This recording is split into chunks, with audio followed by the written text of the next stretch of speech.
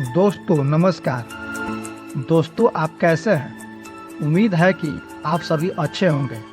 दोस्तों आज हम देश के एक ऐसे राजनेता के बारे में बात करने जा रहे हैं जिसे देश का सबसे बदनाम नेता कहा जाता है। इस नेता के राज पर रहते हुए एक सेक्स सीडी सामने आती है जो पूरे हिंदुस्तान में चर्चा का विषय बन जाता है। इस सीडी में देखने वाली लड़कियां उनकी बेटी की उम्र की होती है, जबकि इस नेता की उम्र काफी ज्यादा होता है। और यह सेक्स सीडी एक तेलुगु टीवी चैनल में आता है। इसके साथ ही वो नेता उत्तर प्रदेश का 3 बार का मुख्यमंत्री और उत्तराखंड का 1 बार का मुख्यमंत्री होता है। इतना बड़ा राजनीतिक कद होने के बावजूद भी यह नेता इतना बदनाम होता है कि इनके जीवन का आखिरी दौर काफी बदनामी भरा रहता है। लेकिन कहानी में सबसे ज्यादा दिलचस्प मोड़ तब आता है जब 40 साल बाद एक शख्स मीडिया के सामने आता है और उन्हें अपना जैविक पिता बताता है। फिर इसके बाद कोर्ट में जो होता है वो और भी हैरान कर देने वाला था। दोस्तों हम बात करने जा रहे हैं देश के सबसे दिग्गज नेताओं में से एक है नारायण दत्त तिवारी के बारे में, जो बस एक गलती की वजह से देश के प्रधानमंत्री बनते बनते रह जाते हैं। दोस्तों नारायण दत्त तिवारी का जन्म 18 अक्टूबर 1925 को एक गुलाम भारत में हुआ था। उस समय देश अंग्रेजों को गुलाम था। बड़े होने के बाद नारायण दत्त तिवारी देश के आंदोलनों में भाग लेना शुरू कर देते हैं।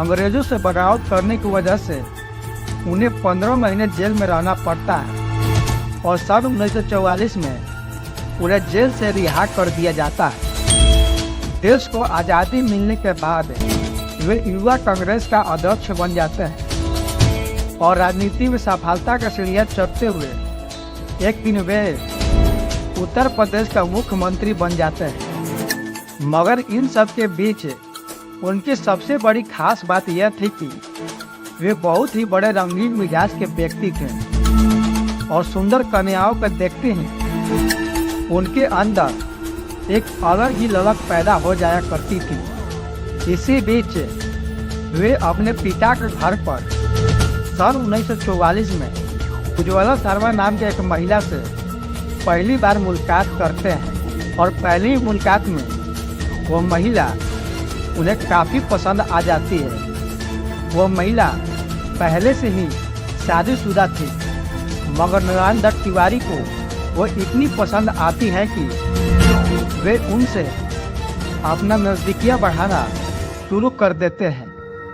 उस समय उज्ज्वला का पिता भी पंजाब के राजनीति में एक बहुत बड़ा चेहरा होते हैं और 5 साल बाद वे उज्ज्वला के साथ वह सब कुछ करने में सफल हो जाते हैं जो एक मर्द एक महिला के साथ करना चाहता है। और ऐसे ही समय आगे बढ़ता जाता है और वे राजनीति में सफलता का सीढ़ियां चढ़ते हुए उत्तर प्रदेश के 1 बार नहीं 2 बार नहीं बल्कि 3 बार मुख्यमंत्री बन जाते हैं और उत्तराखंड का भी 1 बार मुख्यमंत्री बनते हैं। मगर राजनीति में सफलता के साथ ही उनकी रंगीन मिजाजी की खबरें भी आम हो जाती है। आंध्र प्रदेश के राज्यपाल रहने के दौरान उनकी एक सेक्स सीडी मीडिया में चर्चा का विषय बन जाती है, जो एक तेलुगु चैनल पर प्रसारित किया गया था, जिसमें दिखाई देता है कि वे 3 लड़कियों के साथ आपत्तिजनक स्थिति में होते हैं और वे लड़कियां उनकी बेटी की उम्र की होती है। इस वीडियो के आने के बाद उनका पूरा देश में आलोचना शुरू हो जाती है। बिना संगठन के लोग भी उनका खूब जोर प्रदर्शन करते हैं, जिसकी वजह से उन्हें अपने पद को छोड़ना पड़ता है। मगर इस घटना के तुरंत बाद ही उनके जिंदगी का सबसे बड़ा भूचाल आता है, जिसकी उम्मीद उन्होंने भी कभी भी नहीं किया था।